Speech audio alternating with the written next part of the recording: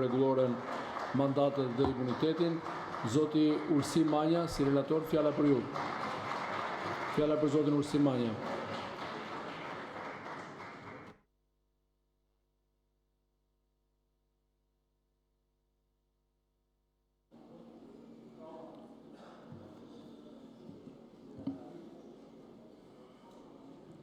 Të nderuar koleg deputet, të dashur qytetar shqiptar që po e ndiqni me interes sot këtë seancë, unë do të mbaj raportin rekomandues për kuvendin në emër të 5 antarëve të shumicës në Këshillin për Rregulloren, mandatet dhe imunitetin. Edhe ne raportin ton e kemi bërë publik, është i depozituar në kuvend dhe është publik në faqen zyrtare të kuvendit, por sot do të përpiqem në mënyrë të përmbledhur të jap arsyet sepse ne si antar shumicës në këtë këshill i kemi propozuar kuvendit rrëzimin e kërkesës provurisë posaçme kundër korrupsionit dhe krimit organizuar, për dhënien e autorizimit për arestimin e deputetes së këtij kuvendi, zonjës Belinda Palluku, të depozituar në kuvend në datën 16/12/2025. Por më lejoni të shpreh shkurtimisht qëndrimin tim lidhur me raportin e antarëve të pakicës në këtë këshill që sapo lexoi kolegu Oert Bylykbashi.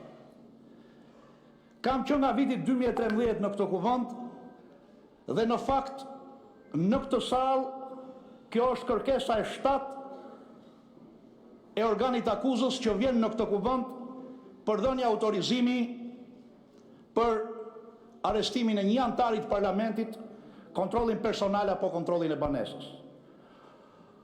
Është e 7-ta kërkesë kjo e sotmja për deputeten Belinda Palluku. Por më lejoni të them që nuk kam dëgjuar në këtë sallë raport më të detajuar në analizën e provave, fakteve dhe rrethanave të një kërkese të organit prokurorisë se sa sot. Gjë e cila në fakt bie ndesh me frymën e nenin 73 të Kushtetutës Republikës Shqipërisë dhe me nenin 288 kodit procedurës penale. Madje këtë raport kaq të detajuar në analizë provave nuk e kam dëgjuar nga kolegët e opozitës as në 21 dhjetor 2023, kur këtu kishim kërkesën e provurisë posaçme për dhënien e autorizimit për arrest për një tjetër antar të këtij parlamenti. Por atëherë me një ndryshim, raporti pakicës sugjeronte ndryshe nga sot rrëzimin e kërkesës provurisë posaçme kundër korrupsionit dhe krimit organizuar me argumentin se nuk plotësohen kërkesat e nenit 260 të kodit procedurës penale. Por unë fakt në raportin e shumicës në këtë parlament do t'i qëndroj besnik neni 73 Kushtetutës Republikës Shqipërisë, neni 288 kodit procedurës penale, 260, por dhe neni 13 e 118 të rregullores kuvendit Shqipërisë. Në emër të antarëve shumicës në këtë këshill, në momentin që ne e paraqitëm raportin ton në lidhje me kërkesën e provurisë posaçme për dhënien e autorizimit për arestimin e deputetes Belinda Palluku, ka ndodhur një realitet i ri faktik dhe institucional. Një realitet i ri juridik i cili, le të themi, e ndryshon tërësisht natyrën e vlerësimit dhe shqyrtimit kërkesës së SPAK-ut në raport me dhënien e autorizimit për zëvendësimin e masës së sigurimit personal të ndalimit të daljes së shtetit me ato të arrestit në burg ndaj deputetes Belinda Balluku. Dhe ky fakt ka të bëj me atë që deputet janë fjalë, nuk ushtron më funksione ekzekutive për shkak të ndryshimeve në kabinetin qeveritar në përputhje me nenet 95-102 Kushtetutës Republikës Shqipërisë. Përjedhoj, masa e sigurimit personal, ajo e pezullimit nga detyra si anëtare e Këshillit Ministrave, nuk prodhon më asnjë efekt real juridik dhe në të njëjtën linjë arsyetimi, raporti ynë e qartëson edhe narrativën mbi të cilën prokuria posaçme ka ndërtuar kërkesën për aplikimin e masave më të rënda të sigurimit personal, si rreziku i prishjes provave, i aratisjes apo i kryes së një vepre penale, të cilat mbeten thelbësisht hipotetike, për sa kohë lidhet drejt për drejt me ushtrimin e funksioneve ekzekutive që deputet janë në fjalë nuk i ushtron më. Megjithatë, të nderuar koleg, kjo nuk do të thotë se paraqitja e këtij raporti sot përpara kuvendit është një procedurë formale. Jo, në asnjë mënyrë. Përkundrazi, ajo përfaqëson një përgjegjësi të drejtë për drejtë kushtetuese të Kuvendit të Republikës Shqipërisë. Është një shprehje e respektit institucional ndaj drejtësisë, por mbi të gjitha është një detyrim ndaj qytetarëve shqiptar që secilit prej nesh këtë sallë i kanë besuar përfaqësimin e tyre. Aq më tepër, në një situatë kur kjo çështje, e cila në thelb duhet të mbetet një çështje e drejtësisë dhe vetëm e drejtësisë, është ndruar sot në mënyrë të padrejtë në një debat të mbingarkuar politikisht në sytë e qytetarëve shqiptar. Në vend një procesi të qetë, të drejtë dhe të rregullt ligjor, shpesh kemi parë përpjekje për ta zhvendosur këtë çështje në një gjykim publik, në një tribunal mediatik që bie ndesh me standardet e shtetit të drejtës dhe me parimin themelor ato të prezumimit pafajësisë. Pikrisht për këtë arsye është e domosdoshme sot që Kuvendi i Republikës Shqipërisë të flasë shumë qartë, të ndaj politikën nga drejtësia, zhurmën nga faktet dhe gjykimin publik nga procesi i rregullt ligjor. Të nderuar kolegë, për këto arsye që rëndita më sipër, Kuvendi i Republikës Shqipërisë nuk është sot përballë një votimi të zakonshëm procedurial. Ne jemi përballë një vendimarrje që prek drejt për së drejti lirinë personale të një deputeti, ushtrimin e mandatit përfaqësues dhe balancën ndërmjet pushteteve në një shtet demokratik. Kërkesa e prokurisë posaçme kundër korrupsionit dhe krimit të organizuar synon në fakt sot zëvendësimin e masës së sigurimit personal, të ndalimit të daljes jashtë shtetit me një masë më të rëndë, atë të arrestit në burg ndaj anëtares së këtij parlamenti, deputetes Belinda Balluku, e cila pohetohet as më shumë dhe as më pak për veprën penale të shkeljes së barazisë pjesëmarrësve në tendra apo ankande publike, të parashikuar nga nenet 25 e 258 dysh të kodit penal dhe jo akuzë korrupsioni. Kuvendi sot nuk ka kompetencë gjykoj fajësinë dhe as zëvendësoj gjykatën. Përkundrazi, ne jemi ftuar sot për të bërë një filtr kushtetues të kësaj kërkese.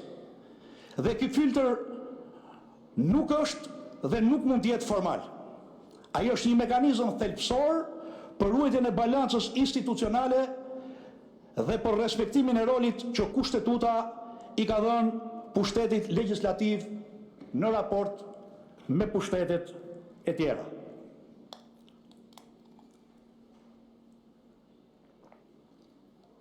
Më lejoni që në vlerësimin e kësaj çështje në emër të shumicës të futem në kontekstin e çështjes. Me 16 dhjetor 2025, Prokuroria e Posaçme kundër korrupsionit paraqiti në Kuvendin e Republikës Shqipërisë kërkesën për autorizimin e heqjes lirisë së deputetës Belinda Balluku. Kërkesa proceduralisht lidhet me zëvendësimin e një mase sigurimit vendosur më parë nga gjykata kompetente. Pra nuk jemi në kushtet kur kërkohet dhënia e autorizimit për caktimin e një mase sigurimi personal fillestare ndaj deputetës.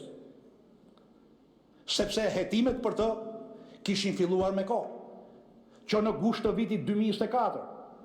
Dhe drejtësia, pra Prokuroria e Posaçme, i kishte tërësisht duart e lira për të ushtruar hetimin dhe ndjekjen penale ndaj deputetës Balluku për akuzën e shkeljes së barazisë tendre.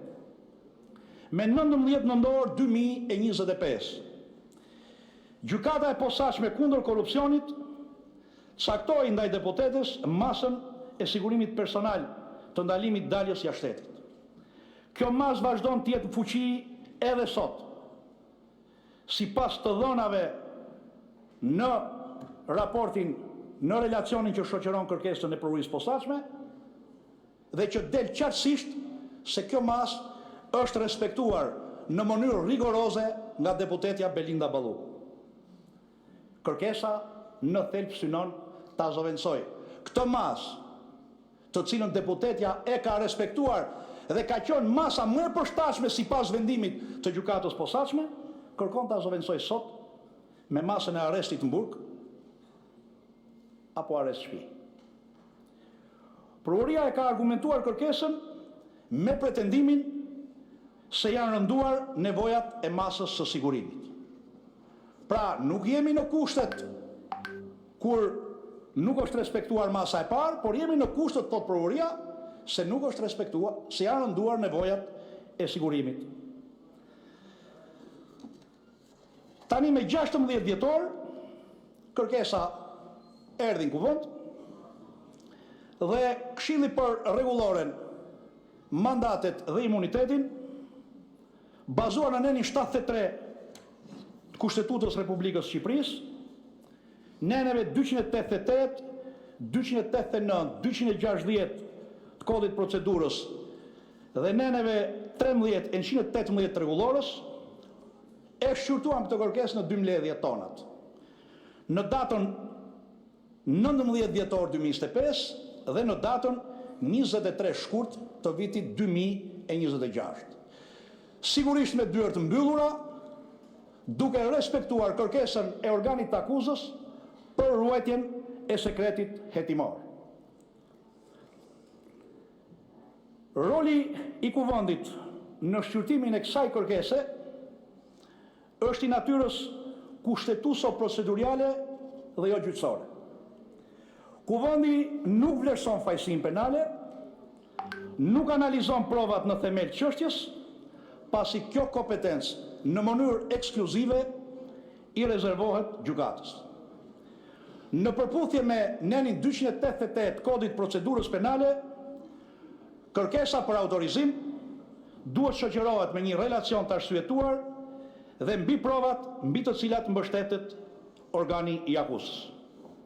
Dua ta theksoj këtë parashikim ligjor, sepse Kuvendi për Rregulloren, Mandatet dhe Imunitetin gjykon vetëm mbi bazën e kërkesës, relacionit dhe provave që bashkë shoqërojnë kërkesën. Këshilli nuk administron prova të reja. Nuk është kjo detyra e Këshillit dhe as e Kuvendit të Shqipërisë. Detyra jonë është që ta japim vlerësimin dhe gjykimin ton vetëm mbi bazën e atyre që palët paraqesin në këtë këshill. Në këtë kontekst, kompetenca e Kuvendit kufizohet në verifikimin nëse janë përmbushur kushtet ligjore për autorizimin e kufizimit lirisë personalit një deputeti. Tani vlerësimi i kërkesës nga ana jonë si deputet maggjorancës në Këshill. Nga shqyrtimi i materialeve që u paraqitën në Këshill rezulton se akuza penale ndaj deputetes Belinda Balluku nuk ka ndryshuar dhe lidhet me veprën penale të shkeljes barazis pjesëmarrësve në tendera apo ankande publike. Sipas neneve 258 dysht kodit penal. 2. Nuk ka akuzë për korrupsion. 3. Nuk ka akuzë për pengim drejtësisë. Ndryshe nga sa parashtrohet në kërkesë, por ndryshe edhe nga sa u parashtrua sot në raportin e pakicës parlamentare. Provat mbi të cilat mbështetet kërkesa janë në thelb të njëjtat prova që kanë qenë në dispozicion të gjykatës posaçme në momentin kur ajo vendosi masën fillestare të sigurimit personal, ato të ndalimit të daljes jashtë shtetit. Nuk ka asnjë ndryshim rrethane nga ky moment dhe deri në momentin kur ky kuvend po shqyrton këtë kërkesë sot. Deputetja ka respektuar plotësisht masën e sigurimit të vendosur nga gjykata. Duke patur në dispozicion të njëjtin material provues, gjykata e posaçme kishte vlerësuar më parë se masa më e përshtatshme dhe proporcionale ndaj deputetes Balluku ishte ajo e ndalimit të daljes jashtë shtetit dhe jo arresti. Dhe sot me të njëjtat rrethana i kërkohet këtij kuvendi të marrë atribute gjyqësore dhe të lejoj zëvendësimin e një mase më të lehtë të përshtatshme sipas gjykatës me një masë më të rëndë ato të arrestit në burg. Duke i kërkuar parlamentit të heqdor nga funksioni i tij themelor kushtetues sipas teni 73, ato të vlerësimit të përmbushjes së kushteve dhe kritereve ligjore për dhënien ose jo të autorizimit për arrestimin e një prej anëtarëve të parlamentit. Pra, ne sot na kërkohet të autorizojmë zëvendësimin e kësaj mase sigurimi me një masë shumë më të rëndë që kufizon lirinë personale, kur gjykata kompetente ka folur me të njëjtat fakte, rrethana dhe prova, sipas asaj që janë vendosur në kërkesën e provurisë. Kjo situatë nga një çështje institucionale. Pasi kuvendi kërkohet të jap një autorizim për një masë të rëndë sigurimi në mungesë tërësore të rrethanave që justifikojnë ndryshimin e vlerësimit të mëparshëm të dhënë nga një gjykatë kompetente. Tani u fol këtu edhe në fakt jo vetëm tek raporti i opozitës, por gjatë gjithë këtyre ditëve që nga prezantimi i raportit ton në grupin parlamentar për standardet ligjore dhe europiane të trajtimit të kërkesave të tilla. Sigurisht që edhe raporti ynë merr në konsiderat këto standarde. E para merr standardet që ka kushtetuta, në 73. E dyta merr standardet procedurale të parashikuara në kodin e procedurës penale, por edhe jurisprudencën e gjykatës tonë kushtetuese dhe jurisprudencën e gjykatës evropiane të drejtave të njerëzit, por dhe opinionet miqësore të Komisionit Venecias që e kanë shtëruar këtë fushë, që ka të bëjë me trajtimin e imuniteteve kushtetuese dhe procedurale të anëtarëve të parlamentit. Sipas kodit procedurës penale, zëvendësimi një masë sigurimi me një masë më të rëndë zakonisht kërkon që të ketë rrethana të reja, prova të reja, ose të jetë konstatuar shkelja e masës sigurimit vendosur më parë. Kjo e treta nuk është në analizë. Masa e vendosur nga gjykata është respektuar. Ndryshe nga kërkesa e dhjetorit 2023, që lidhe me zëvendësim mase, për shkak të mos respektimit të një mase sigurimit vendosur më parë. Këto kërkesa lidhen me parimet themelore që rregullojnë kufizimin e lirisë personale në një shtet të drejtës, veçanërisht parimin e domosdoshmërisë, parimin e proporcionalitetit dhe parimin e rëndësishëm kushtetues ato të prezumimit pafajësisë. Parimi i prezumimit pafajësisë i garantuar në neni 6 konventës europiane për drejtat e njeriut kërkon që çdo person i hetuar ose i akuzuar të trajtohet si i pafajshëm deri në provimin e fajësisë me një vendim penal gjyqësor të formosprerë. Në këtë kuptim, masat e sigurimit që kufizojnë lirinë personale duhet të aplikohen vetëm kur janë rrepsisht domosdoshme dhe për qëllime strikte procedurale. Sipas jurisprudencës së Gjykatës Evropiane për të drejtat e njeriut, rëndimi një mase sigurimi që kufizon lirinë personale kërkon ekzistencën e rrethanave konkrete dhe reale dhe demonstrimin se masat më pak kufizuese kanë qenë të pamjaftueshme. Por në fakt gjykata e posaçme ka thënë që masat janë të mjaftueshme. Pra, masa e ndalimit të daljes jashtë shtetit e garanton procedimin penal dhe hetim.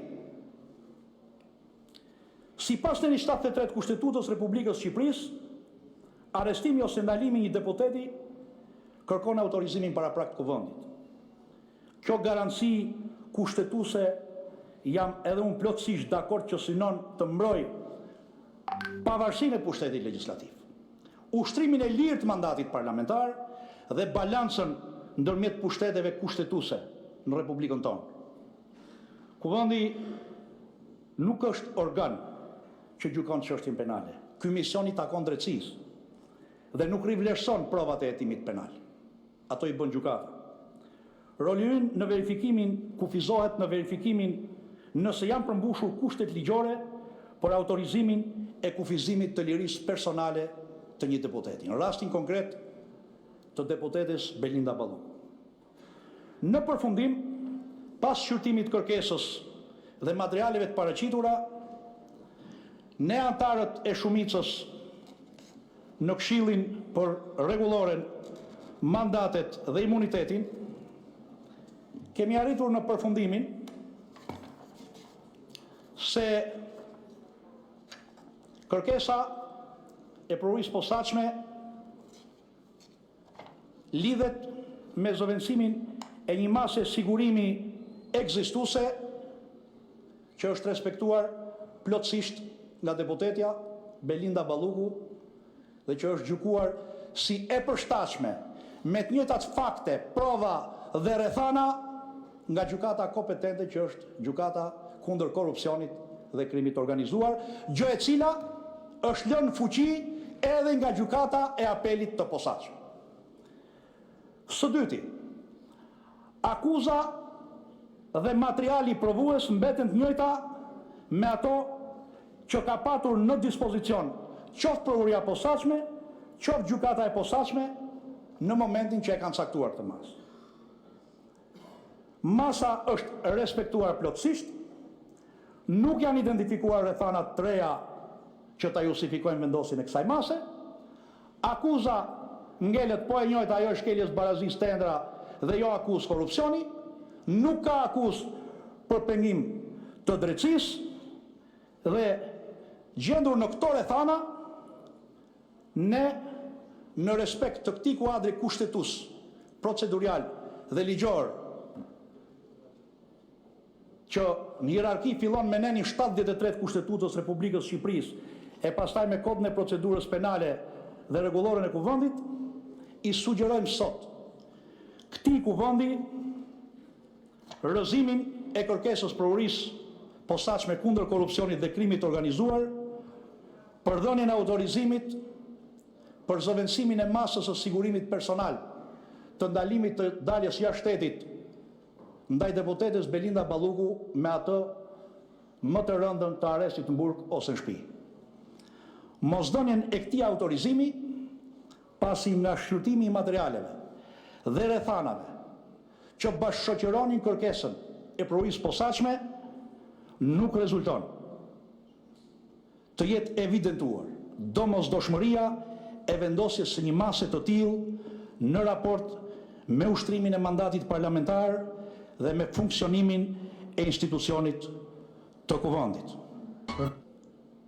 Ne kemi marrë gjithashtu në konsiderat në këtë rekomandim tonin edhe faktin se standardet e vendosura tashmë nga prokuria posaçme dhe gjykata kundër korrupsionit dhe krimit të organizuar, të evidentuara në raportimet e tyre vjetore në këtë sallë Kuvendi i Shqipërisë, e trajton këtë vepër penale, pra ato të shkeljes barazisë në tendera, në shumicën dërmuese të këtyre rasteve, pa mas sigurimi fare. Dhe jo më të kërkohet sot për një antar të Parlamentit të Shqipërisë që ushtron një mandat përfaqësues që ja kanë dhënë zgjedhësit shqiptar në të vend, të kërkohet zëvendësimi i kësaj mase me masën më të rëndë për një vepër që referuar statistikave dhe raporteve që ne kemi administruar në kuvend, ndiqet pa mas sigurimi. Ky qëndrim i yni sot t'jeni të bindur që nuk ndikon në vijimin e hetimit penal, sepse deputetja Belinda Balluku është në hetim nga prokuria e posaçme që nga gushti i vitit 2024, me mas sigurimi që është fuqi që prodhon pasojë juridike, siç është ajo e ndalimit të daljes jashtë shtetit. Shqipëria që nga viti 2012 nuk ka më imunitet sa i takon hetimit dhe ndjekjes penale. Parimi i barazisë para ligjit, i sankcionuar në nenin 18 Kushtetutës Republikës Shqipërisë, tashmë që nga 2012 është i respektuar plotësisht. Deputeti hetohet, ndiqet penalisht, ndaj tij caktohen masat sigurimit personal dhe dënohet për kryerjen e një vepre penale si çdo qytetar tjetër në Republikën e Shqipërisë. Shumë faleminderit edhe ftoj kolegët e mi të shumicës parlamentare të mbështesin raportin ton që unë sapo lexova në këtë kuvend. Faleminderit.